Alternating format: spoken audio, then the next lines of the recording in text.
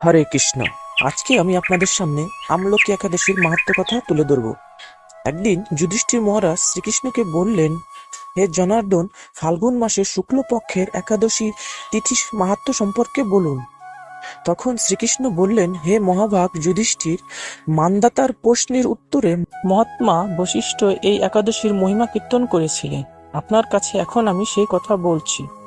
এই একাদশীর নাম আমলকি। বিষ্ণু লোক প্রদানকারী রূপে এই একাদশী বিশেষভাবে মহিমান্বিত। একাদশীর দিন আমলকি বৃক্ষের তলে রাত্রি জাগরণ করলে সহস্র গাভীর দানের ফল লাভ হয়। হে পাণ্ডুনন্দন, পূর্বে ব্রহ্মার রাত্রিতে দৈনন্দিন প্রলয় উপস্থিত হয়েছিল এবং স্থাবর জঙ্গম সহ দেবতা, অসুর ও রাক্ষস সবকিছুর বিনাশ হয়। তখন ভগবান সেই কারণে সমুদ্রে অবস্থান করেন। তাই মুখপদ্ম থেকে চন্দ্রবর্ণের এক বিন্দু জল ভূমিতে পড়ে। সেই জলবিন্দু থেকে একটি বিশাল আমলকি বৃক্ষ উৎপন্ন হয়। এই বৃক্ষে স্মরণমাত্র গোদানের ফল লাভ হয়। দর্শনে তাহার দ্বিগুণ এবং এর ফল ভক্ষণে 3 গুণ ফল লাভ হয়। এই বৃক্ষে ব্রহ্মা, বিষ্ণু আর মহেশ্বর সর্বদা অবস্থান করেন। এর প্রতিটি শাখা ও প্রশাখা ও পাতায় ঋষি, দেবতা ও প্রজাপতিগণ বাস করেন। এই বৃক্ষকে সমস্ত বৃক্ষের আদি বৃক্ষ বলা হয় এবং তা পরম বৈষ্ণব রূপে বিখ্যাত। অতএব এই শ্রেষ্ঠ ব্রত সকলেরই পালনীয়। এখন এই ব্রতের একটি অদ্ভুত ইতিহাস আপনার কাছে বর্ণনা করছি, শুনুন। প্রাচীনকালে বৈদিশ নামে এক প্রসিদ্ধ নগর ছিল। এই নগরে চৈত্ররথ নামে এক রাজা রাজত্ব করতেন। চন্দ্রবংশীয় পার্শ্ববিন্দুকে রাজার পুত্ররূপে তিনি জন্মগ্রহণ করেন। তিনি অত্যন্ত শক্তিমান ও ঐশ্বর্যশালী ছিলেন। শাস্ত্রজ্ঞানেও তিনি ছিলেন সুনিপুণ। তার রাজ্যের সর্বত্রই মনোরম আনন্দপূর্ণ এক দিব্য পরিবেশ লক্ষ্য করা যেত। প্রজারা ছিলেন বিষ্ণু ভক্তি পরায়ণ।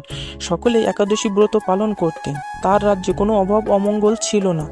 এইভাবে প্রজাদের নিয়ে রাজা চৈত্ররথ সুখে দিন যাপন করতে থাকেন। একসময় ফাল্গুনী শুক্লপক্ষের দ্বাদশী যুক্ত আমলকি তিথি সমাগত হওয়ায় রাজ্যের সকলেই এই ব্রত পালনের সংকল্প করলেন। ওই দিন প্রাতঃ স্নানের পর প্রজাদের নিয়ে রাজা ভগবান শ্রীবিষ্ণুর মন্দিরে যান। সেখানে সুবাসিত জলপূর্ণ কলস, ছত্র, বস্ত্র, পাদুকা, পঞ্চরত্ন ইত্যাদি দিয়ে সাজিয়ে স্থাপন করেন। তারপর ধূপ দীপ দিয়ে যত্ন সহকারে মুনি ও ঋষিদের দ্বারা শ্রী পরশুরাম মূর্তি সমন্বিত আমলকির পূজা করেন। হে পরশুরাম, হে রেণুকার সুখবর্ধক, হে ধাত্রী, হে পাপ বিনাশিনী আমলকি, তোমাকে প্রণাম। আমার অর্ঘ্য জল গ্রহণ করো। এইভাবে তিনি যথাবিধি পূজা, স্তব, স্তুতি, নৃত্য গীত করে রাজা ভক্তি ভরে সেই বিষ্ণু মন্দিরে রাত্রি জাগরণ করতে লাগলেন। এমন সময় দৈবযোগে একটি ব্যাধ সেখানে উপস্থিত হয়। পূজার সামগ্রী সহ বহু ব্যক্তিকে একত্রে রাত্রি জাগরণ করতে দেখে সে কৌতূহলাক্রান্ত হলো। সে ভাবল, এসব কি ব্যাপার? বিষ্ণু মন্দিরে প্রবেশ করে বসে পড়ল।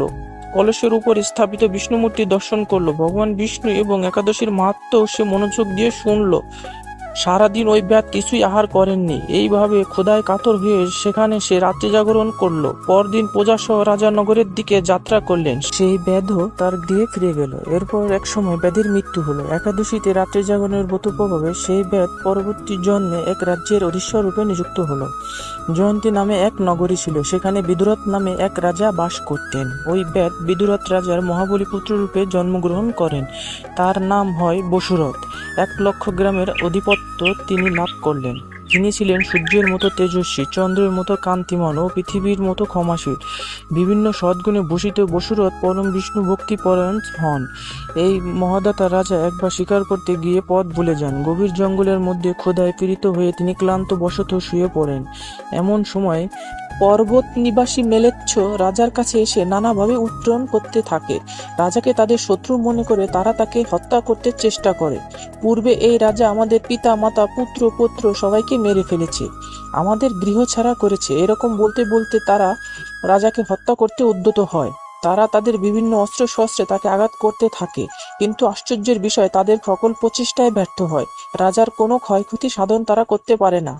তখন রাজার শরীর থেকে নানা অলঙ্কারে বিভূষিতা এক পরমা সুন্দরী স্ত্রী মূর্তি আবির্ভূত হন। মহাশক্তি ধারিণী ওই নারী অল্প সময়ের মধ্যেই সকল পাপীকে নিধন করল। এবং সকল মেলেচ্ছেরা মারা গেল। রাজার নিদ্রা ভঙ্গ হলো। এই ভয়ানক হত্যাকাণ্ড দেখে রাজা অত্যন্ত বিস্মিত হলেন।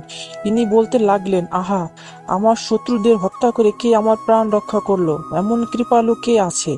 আমি তার প্রতি আমার কৃতজ্ঞতা প্রকাশ করছি। এমন সময়ে দৈববাণী হলো, ভগবান কেশব ব্যতীত শরণাগতকে রক্ষা করবার আর কে আছে? তিনি শরণাগত পালক। দৈববাণী শুনে তিনি ভক্তিযুক্ত চিত্তে গৃহে ফিরে এলেন। তারপর প্রজাসহ মহাসুখে ইন্দ্রের মতো নিষ্কণ্টক রাজ্য ভোগ করতে লাগলেন। বশিষ্ঠ বললেন, হে রাজন, যে মানুষ এই পরম উত্তম আমলকি একাদশী ব্রত পালন করেন তিনি নিঃসন্দেহে বিষ্ণুলোক প্রাপ্ত হন। হরে কৃষ্ণ। সুতরাং আমরা সবাই এখন থেকে ভক্তি ভরে একাদশী ব্রত পালন করব এবং সদা সর্বদা হরিনাম সংকীর্তন করব। হরে কৃষ্ণ।